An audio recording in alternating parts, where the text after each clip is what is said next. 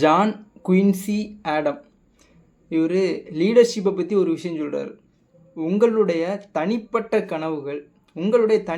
கனவுகள் இன்னொருவருக்கு ஆர்வத்தை ஏற்படுத்தி அவங்களையும் உங்களே மாதிரியே கனவு காண வச்சு அந்த கனவுகளுக்காக செயல் செய்ய வச்சு அந்த கனவுகளுக்காக உழைச்சி அவங்களையும் ஒரு பெரிய ஆளாக ஆக்குது அப்படின்னா யூ ஆர் ஏ லீடர். நீங்கள் தான் ஒரு மிகப்பெரிய தலைமை பண்பு உள்ளவன் அப்படின்னு சொல்கிறார்.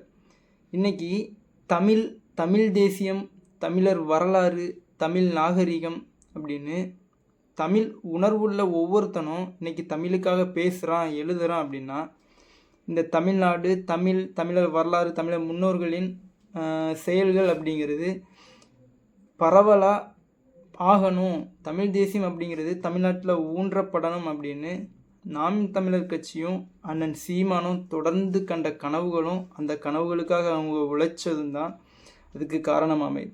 இன்றைக்கி தமிழ் தேசியம் ஒன்று அப்படிங்கிறது அமையணும் அப்படின்னு ஒவ்வொரு இளைஞனும் பேசுகிறான், எழுதுகிறான் அப்படின்னா அந்த ஒரு பண்பு தான் காரணம். இன்றைக்கி தமிழ்நாட்டில் எந்த ஒரு விஷயத்தையும் ஒரு பொது மேடையில் எந்த ஒரு ஒளிவு மரம் இல்லாமல் தெளிவாக பேசி மக்களுக்கு புரிய வச்சு ஒரு விழிப்புணர்வை ஏற்படுத்துறதில் ஒரு மிகப்பெரிய பொலிட்டிக்கல் பவர்ஃபுல் லீடராக இன்றைக்கி அண்ணன் சீமான் இருக்கிறார். ஒரு தமிழ் தேசியம் அப்படிங்கிறது ஒரு கருத்தரங்கில் நடந்துட்டு இருந்தது, இன்றைக்கி ஒரு பொது மேடைக்கு வந்திருக்கு அப்படின்னா அது அண்ணன் சீமானுடைய கனவு தான்.